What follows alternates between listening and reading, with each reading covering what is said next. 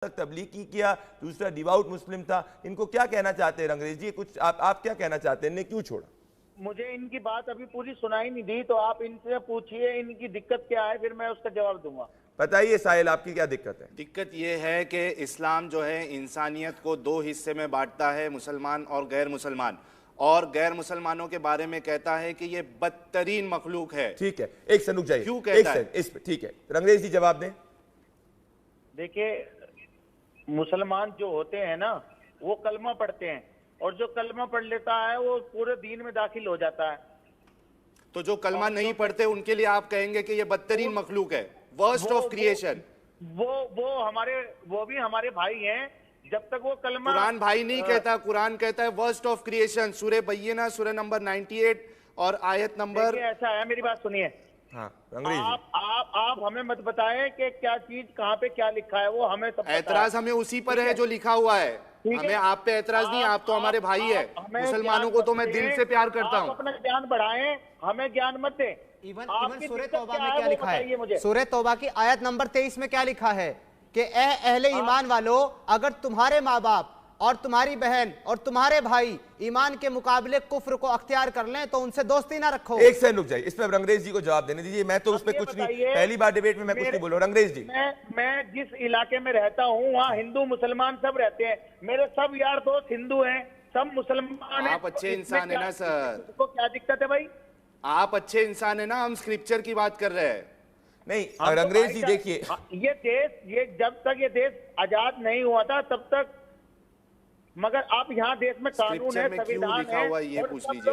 रंगरेज जी मेरी बात ध्यान से सुनिए। हम इस वक्त यहाँ देश की और आजादी की बात नहीं कर रहे, हम स्क्रिप्चर की बात कर रहे हैं। स्क्रिप्चर कहता है नहीं रंगरेज जी देखिए, दो ही पॉसिबिलिटी है। एक सेकंड, दो पॉसिबिलिटी है रंगरेज जी। ये मैं आपको बता देता हूं, कॉन्टेक्स्ट दे देता हूं। ये जो समीर है ये 18 साल से तबलीगी करता था। ये साहिल है, ये भी कम से कम जी, ये जाकिर नायक का फैन हुआ करता था, उसका हर वीडियो देखता था। तो ये ऐसे नहीं है कि जिनको एकदम से आए छोड़ दिया, they not fly bye operators. तो दो ही चीज है, या तो ये भटक गए दोनों नौजवान, या ये कुछ ऐसी बातें कर रहे हैं जो फंडामेंटल है, जिसको एड्रेस करने की जरूरत है। तो मैं यही व्यूअर्स के सामने जाना चाहूंगा, भले क्योंकि किसी भी धर्म में हो कट्टरपंथ नहीं होना चाहिए, और कट्टरपंथ के जो समक्ष जो ताकतें हैं उसके खिलाफ खड़े होना चाहिए। मैं प्रदीप जी एक बात बता दूं, मुसलमान का मतलब ही मोहब्बत और भाईचारे का पैगाम देने का काम है मुसलमान का। मुसलमान अच्छा हो सकता है, मुसलमान तो एक दूसरे को नफा पहुंचाने का काम करता है। आप देखिए, हम जो है, अगर हमें मुसलमानों से प्रॉब्लम नहीं है जनाब, तो हम उसको साइड करते हैं कि किसी को तकलीफ ना हो। और हमें मुसलमानों से प्रॉब्लम नहीं है जनाब, हमारे दिल की धड़कन है मुसलमान हमारे। हम चाहते हैं कि ये कट्टरता जो स्क्रिप्चर की वजह से आ रही है, मुसलमान मेरे भाई बहन इस सीरियसनेस को कम कर दे, रिलीजन को सीरियस लेना कम कर दे, ताकि वो एडुकेशन में और तरक्की में आगे बढ़े। ये मैं चाहता हूं मेरी कौम से। नहीं, आपकी सोच अच्छी है, आपकी सोच बिल्कुल। तो स्क्रिप्चर में जो लिखा है उसका क्या करें रंगरेज साहब? इस सोच की आपकी हम सराहना करते हैं कि आप बहुत अच्छा सोच रहे हैं, मगर जो आपका बात है वो बात आप अपनी कहें, बताएं। तो बता रहे, लेकिन कोई जवाब देने के लिए राजी नहीं है। कादरी साहब चले गए, शराफुद्दीन साहब चले गए, जवाब देगा तो देगा कौन? क्या चाहते हो आप? पूछो, मेरे से पूछो सवाल। हम वापस आना चाहते हैं। अगर हमको जो है गलत फहमी हुई है, अगर हम गलत समझे हैं, तो हम चाहते हैं कि उलमा हमारे सामने बैठे। बाकायदा हमारा चैनल है, ओपन डिबेट का चैलेंज है। आइए, हमारे एतराज को दूर करिए ताकि हम वापस इस्लाम में आए। वरना जो हमारे जो मुसलमान भाई बहन है वो लाखों करोड़ों की तादाद में इस्लाम से बाहर निकल जाएगी। जवाब दे रंगरेज। देखिए, कोई भी आपके कहने से और आपके कहने से कोई हिंदू ना मुसलमान बन सकता है, क्योंकि ये आदमी का अपना अधिकार है कि वो किस धर्म को फॉलो करता है। तो मैं आपकी इस बात से बिल्कुल भी सेटिस्फाई नहीं हूँ कि आप जो कह रहे हैं कि ऐसा हो जाएगा। स्क्रिप्चर में जो लिखा है उसके बारे में आप क्या कहेंगे जनाब? स्क्रिप्चर का क्या किया जाए? अगर आप भटक गए हैं तो आपने ये जवाब अभी तक नहीं दिया कि जो स्क्रिप्चर में लिखा है उसका क्या किया जाए। ये कट्टरता तो स्क्रिप्चर से आ रही है। उनको एग्जांपल दीजिए, स्पेसिफिक एग्जांपल देखिए जी। एग्जांपल मैंने आपको एक दिया था। अच्छा सुनिए, आप ये बताइए, आप कितने दिन तक मुसलमान रहे, कितने साल मुसलमान रहे? आपको कितने? 33 साल। या जिंदगी के 33 साल में मुसलमान रहा और तबलीग भी किया काफी समय तक मैं। अरे तुम्हें किसी ने कहा कि तुम हिंदू भाइयों को मार दो, काट दो? कुरान कहता है, किताब कहती है। अरे किताब की बात मैं तुमसे क्या सवाल पूछ रहा हूँ, तुम जवाब क्या दे रहे हमें हो? मुसलमानों से प्रॉब्लम ही नहीं है जनाब, मैंने तो पहले ही कह दिया, मेरे भाई है, मेरे अजीज है। हमें स्क्रिप्चर से प्रॉब्लम है। आप बताइए कि अगर मैं स्क्रिप्चर की आयतों को ना मानूं, क्या मैं मुसलमान रहूंगा?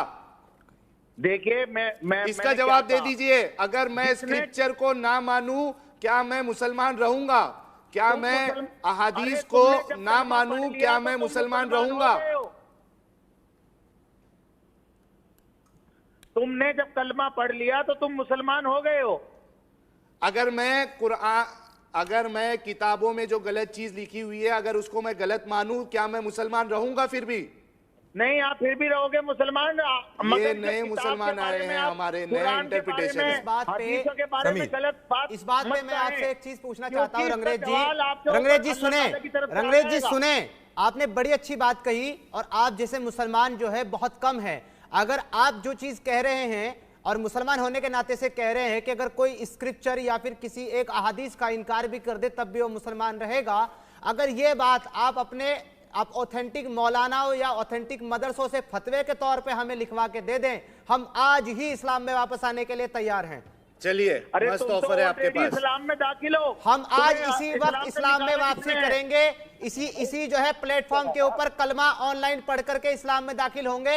आप सिर्फ फतवा ले आइए कि अगर मैं एक्स मुस्लिम समीर और एक्स मुस्लिम साहिल, अगर हम जो है स्क्रिप्चर की किसी आयत को नहीं मान रहे या किसी हदीस का इनकार कर दे रहे हैं तो हम मुसलमान हैं, आप इसका फतवा ले आए, हम वापस इस्लाम कबूल करेंगे।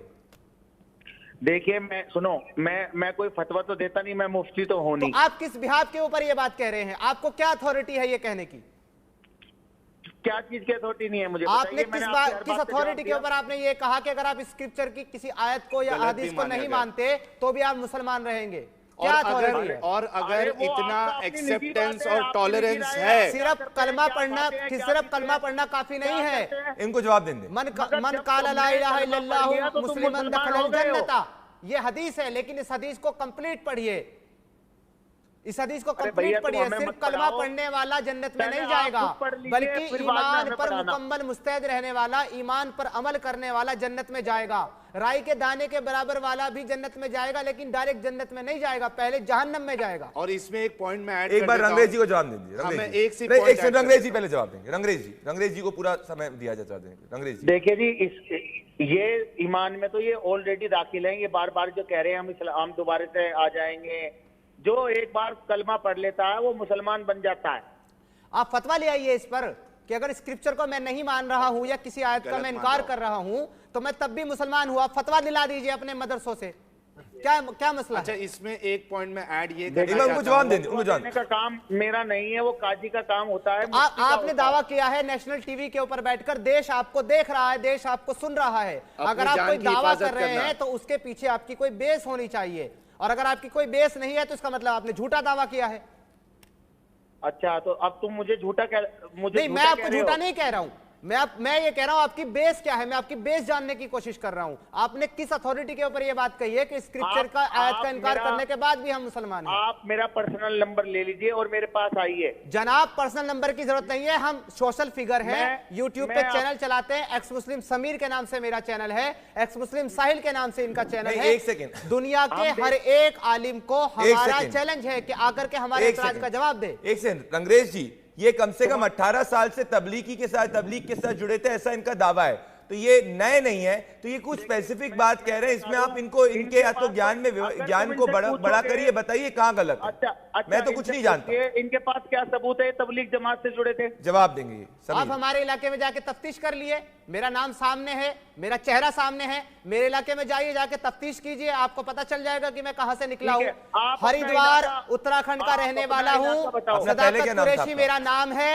जाकर के मेरे जो मदरसे, जो मेरा जो वहां का मदरसे हैं, जो मस्जिदें हैं, इसके अलावा हमारा जो मरकज है, वहां जाके मालूम कीजिए कि मैं कौन हूं, 4 माह कितनी बार लगाए, 40 दिन कितनी बार लगाए, आपको मालूम हो जाएगा।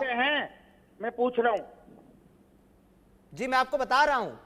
जी बताइए। जी मैंने आपको अपना एड्रेस दिया, मैंने आपको अपना नाम बताया, मैंने आपको अपनी जगह बताई। आप मेरे शहर के मरकज में जाइए, मेरे शहर के मरकज में जाकर के मालूम कीजिए सदाकत कुरैशी कौन है, आपको पता चल जाएगा कि मैं तबलीगी से जुड़ा था कि नहीं। अरे एड्रेस बताओ ना, तभी तो पता लगेगा। मैं जनाब हरिद्वार। नहीं नहीं नहीं नहीं नहीं नहीं, रुक जाइए रुक जाइए रुक जाइए रुक जाइए, स्पेसिफिक एड्रेस मत दीजिए, स्पेसिफिक एड्रेस मत दीजिए। इनने ऑलरेडी बता दिया रंगरेज जी, इनको पहले ही इनको इतना थ्रेट्स पहले ही आ चुका है।